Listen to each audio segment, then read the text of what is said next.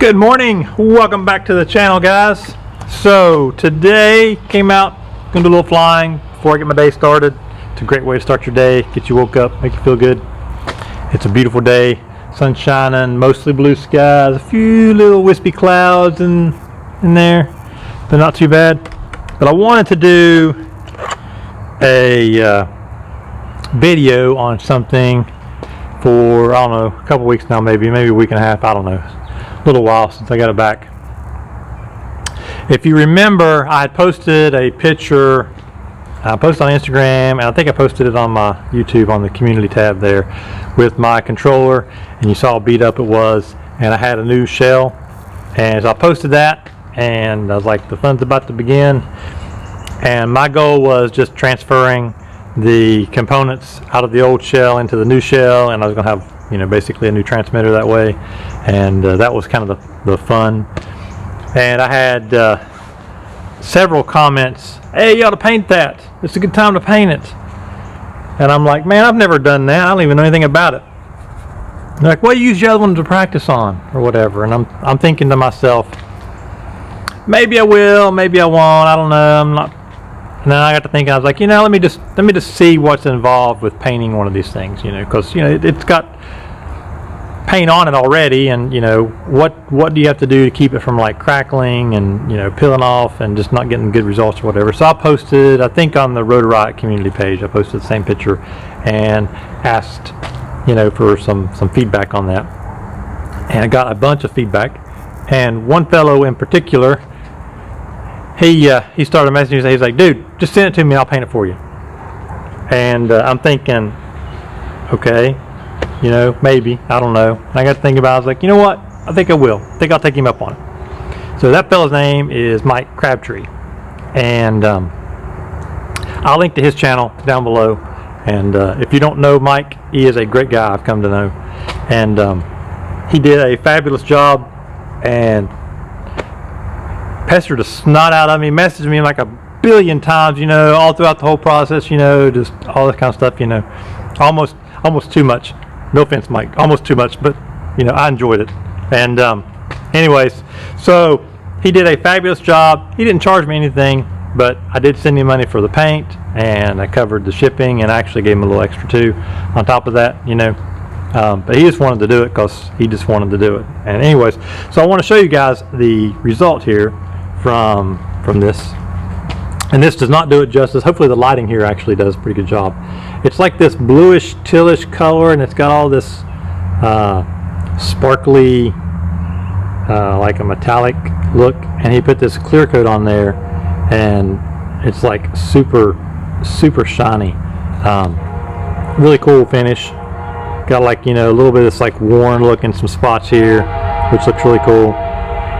Just overall a great job. And I really didn't know, I didn't give him any really direction on color. I gave him a few ideas and stuff. I was like, but whatever you think, dude, just make it look pretty. And I really didn't care. But what was interesting was I had these orange stuff here that I've used for my gimbal protector and for my stand that I have had forever. A friend of mine back in West Virginia, Chris Browning, he when he first got into 3D printing, and he was just into drones a little bit, and, you know, got to know him through that, he printed those up for me. I mean, that's been, I don't know, 2016, I guess, somewhere in that neighborhood. I think it was 2016. I've had these 3D prints. This is like some of his first prints.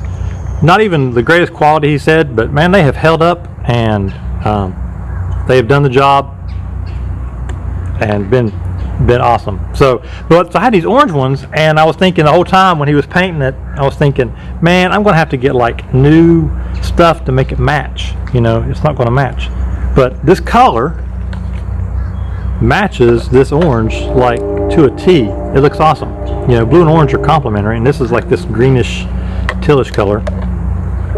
And what's even more interesting is, still didn't know exactly what he was doing for color wise, and I picked up new little blingy screws here for these, just because they matched the orange here, and I was like, all right, well, I'm just going to go in, and whatever it is, it's going to work. And then he told me it was going to be blue, and I was like, okay, blue and orange definitely go together. And then, you know, he was sending me some pictures and stuff, and I started seeing some of the other color, and I was thinking, that'll probably work. I think it'll work, and it does. It's like awesome. He did a really good job. The only downside with painting these things is, in his case, he put a nice thick coat on here of everything. Had to do a little bit of sanding and stuff when I was putting it all back together. One other thing I did, and I haven't got it in yet, but I'll do a little follow-up with that. So I took the antenna off because I don't use the built-in stuff anymore. Just use Crossfire. So I just went ahead and took the old antenna off. It was broke anyways. The little mount part was broke. So I've got a little piece that goes in here that another fellow, Mystery D, is printing for me, and it should be here I think tomorrow. Anyways, it goes in here. I think I need to cut this part off, and then it goes down in there and it makes a nice smooth flat finish. Should look really nice. So whenever I get that, I will update you all with a updated picture. But just kind of wanted to show you guys this. If you guys need, you know, painting done, Mike, he did a fabulous job.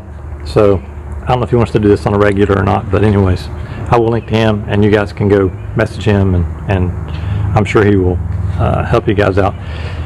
Fabulous guy. Anyways, so I'm gonna get to flying. I just kind of want to show you guys this controller, give you another little close look here at it.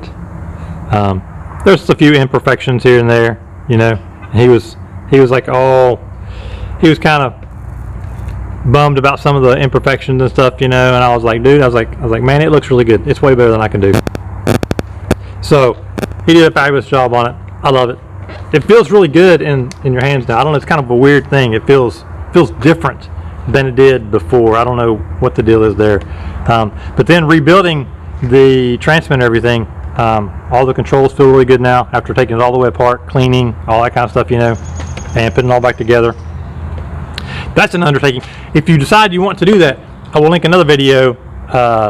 MuteFPV put together a really great video on taking these apart and putting them back together, transferring stuff over to a new case and everything. An excellent video. Made it super simple, you know, on the order of taking everything apart and putting everything back together. It was super simple. It's not difficult. I've had this thing apart before because I've changed gimbals and stuff out, but his video on taking the whole thing apart, perfect. Worked excellent. It was a great resource. So I will link that one down there too. Anyways, I'm going to leave you guys with a little bit of flying here. It's going to be some cruisy flying. Nothing fancy, I don't think. And I will see you guys in the next video.